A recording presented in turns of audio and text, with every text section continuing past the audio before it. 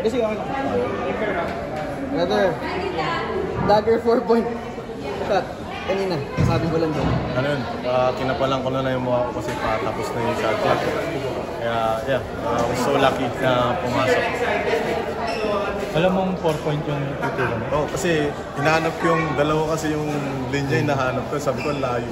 Pero, yeah, buti na lang pumasok. Hindi mo nilapit?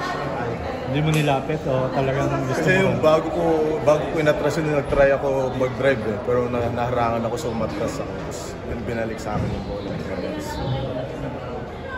Ano yun, nung simula ba nung in-implement siya officially, sinimulan mo ng practice yun? Hindi naman, hindi ko na ano. Parang may mga workouts lang na syempre. Parang sinisingit lang. Sinisingit. Kung tutuusin, mahirap tumira dun eh. Malayo siya.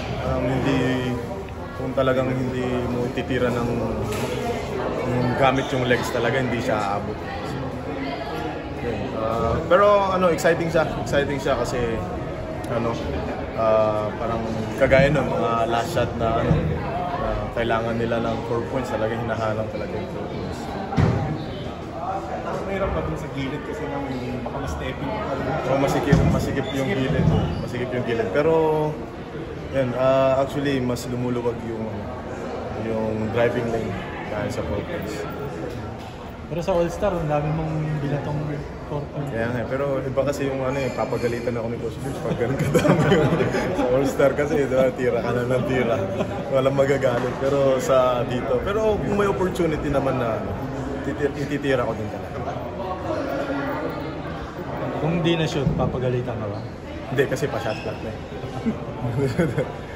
Pa-shot clock na kasi, parang nakita ko 6 seconds, 5 seconds. So, hinira ko na lang. Nanalangin na lang ako pero pumasok.